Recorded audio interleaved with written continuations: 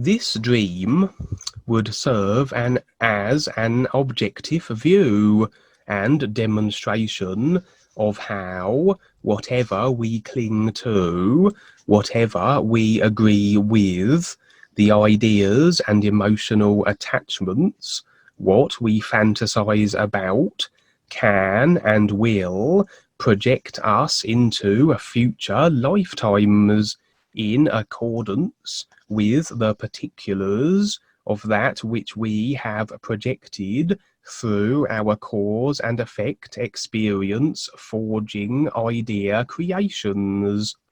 We can literally go so far as to create entire dimensions, worlds and universes that are based on what we are emotionally engaged with, like Star Wars type worlds, or those closely resembling the computer games that individuals may be very attached with, and may find themselves there as a future life position.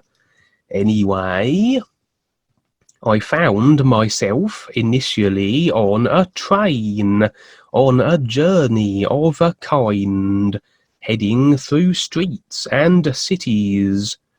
The journey skipped a few scenes, and I had arrived at my destination. Seems I was in the presence now of a group of gangsters, or gangster-type individuals, and one of them was the actor, now deceased, James Gandolfini. He played the part of Tony Soprano in the gangster series The Sopranos, and although that was, yes, just a fictional television program, the individual, James, was very much in character as Tony Soprano, with the same attitudes and way about him, and the sort of scenes you may have expected to see him in the television series, as we would jump through several scenes of a gangsterish nature. Then I was suddenly in rather a curious place, a natural enough setting, though very overgrown, and a large circular impression in the ground, as though something vast had impacted it and left a crater. The only part of this setting one could be, if not wishing to tumble down and explore the area below, was the rim of this crater-like impression. I had the impression I was in someone's subconscious. The rim of this crater was very overburdened with tangly weeds, and I felt these to be tap lines. So we have here effectively someone's causal body, and all the tap lines represent all the agreements and attachments that restrict the individual, and according to the nature of the ideas and attachments, dictate the individual's continued experience through the process of cause and effect. Joining me now was the individual whose subconscious it was. It was the deceased actor, James Gandolfini, and he accompanied me through the tangly, overgrown section of the outer rim. He was still portraying as his Tony Soprano part, wearing the sort of suit he would in that series, and we crawled around and around this tangled area. In the weeds there seemed to be other artifacts, and I was pointing them out to James. There were curious robots, miniature trains. Things were becoming more and more technologically orientated, and it seems only I could see these things. As we proceeded through the tap-lining mass of vines, I attempted to point out these anomalies, but James would simply continue on in a perpetual forward motion around and around this perimeter. Then there was a break in the dense vegetation, and an enormous flying saucer-like spacecraft landed before us, and I would inquire of James if he could see this, but alas, it seems he could not. Then suddenly James was gone, and I was alone in his subconscious, and all the more advanced technological artifacts and the spacecraft were sat now in the crater. Then there was another individual who was trying to get me to allow him access to this technology. I had a sense of ill intent from this finely suited elderly man. Seems he couldn't claim the artifacts for himself, and as I impressioned that he was not to be trusted, and probably wouldn't use them for a beneficial purpose, I would deny him, even as he tried to convince me with the promise of vast sums of money. Then the dream would end.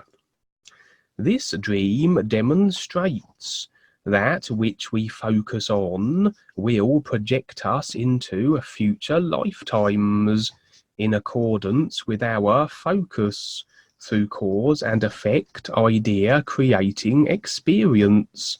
And if we do not experience it in this lifetime, we may well have lifetimes reflecting our ideas and attachments, desires and goals unrealized in this life. Seems then this may also include any identity we become attached with. All personality types, attitudes, and ways of conduct are again created ideas, part of the created consciousness we have constructed as our personal selves.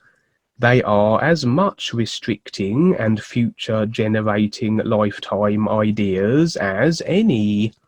In this case, I would encounter James Gandolfini, the deceased actor, and seems I would view him in two places. Firstly, in a world where he was as much the gangster as he was in the fictional TV drama. He may have been on the Astral at this moment, and have recreated this fictional role and world, for perhaps he identified very strongly with his role, despite it not being real.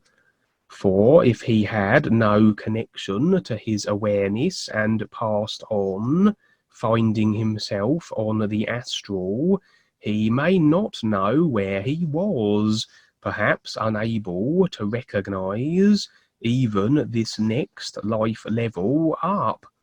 Individuals passing over with no awareness can be in a kind of bewildered stupor on the Astral, drifting about in a haze of unrecognition until they get bored and drift back to the physical for another lifetime there.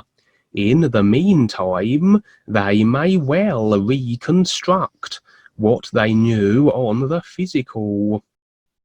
As everything moves by thought and imagination on the Astral, they will recreate what seems comfortable for them, as they can't recognize anything beyond the physical level.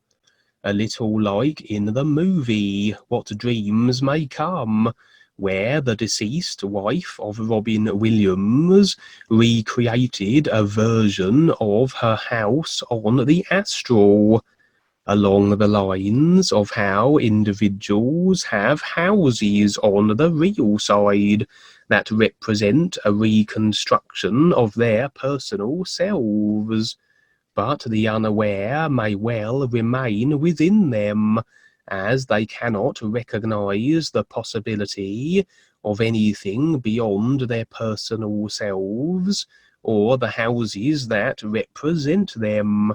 And so here, James had reconstructed the part and the series he played in, that evidently he was very attached with, or perhaps was most familiar with, as he could recognize nothing of the astral level, and this then was his little created spot on the astral.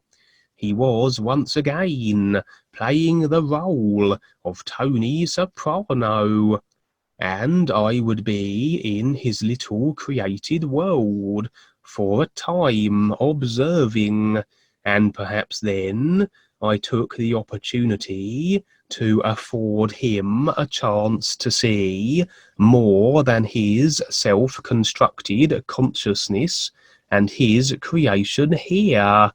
I shifted to his subconscious, the vehicle and life level, where all his ideas, attachments, tap lines, where his created consciousness is. And there he was, crawling around and around this area.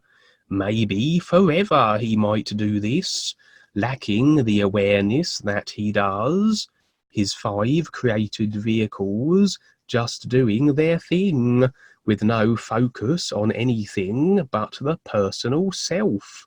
All the vines were the tap lines, I would say, and maybe then I was the one bringing in these anomalous artifacts into his causal body, or someone was, and I would try draw his attention to these, something different and beyond what he had always known, beyond what his created consciousness currently is comprised of, in an attempt to spark a little awareness, a little curiosity maybe, to perhaps shatter the astral Tony Soprano world he had made for himself.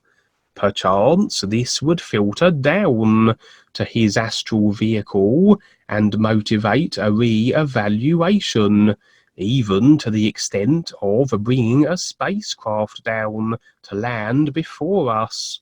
But alas, his concrete, literal, self-convinced consciousness was such that he was unable to see these awareness-stimulating anomalies.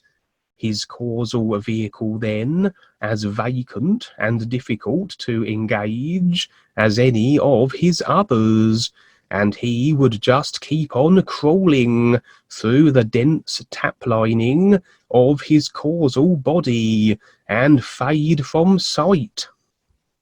I imagine he will stay in the astral a while, then eventually drift back to the physical. I had a sense that due to his strong attachment to the role he held so dear in the television series, he may well find himself in a life position resembling it.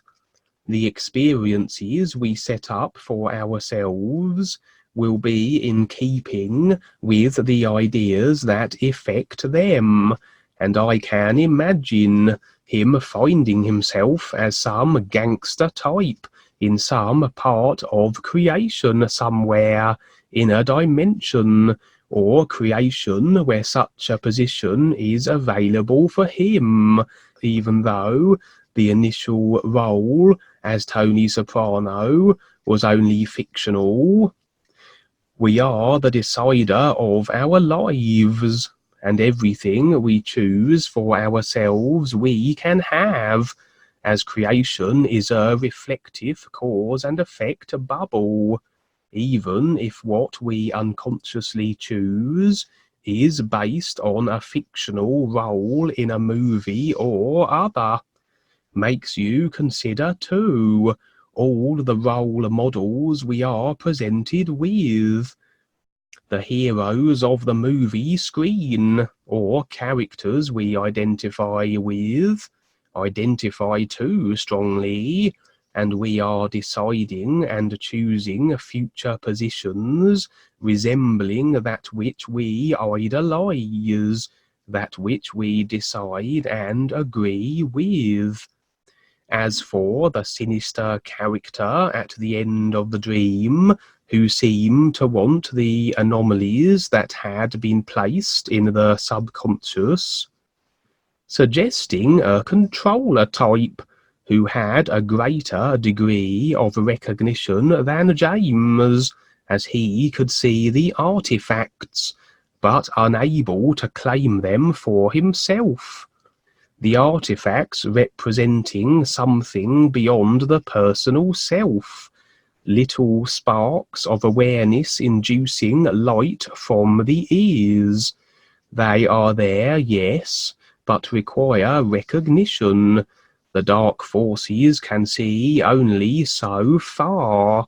They can literally think that they understand the ears and the knowledge of it, but lack the awareness to recognize it, lacking the awareness to understand how they can have everything they want without having to control, enslave, and own everything in order to get what they desire. And so the dark forces demonstrate their lack of awareness in what they do, not recognizing how through awareness and standing with the ears, they can have everything they want without cause and effect repercussions, and the need to manipulate and program agreement from others.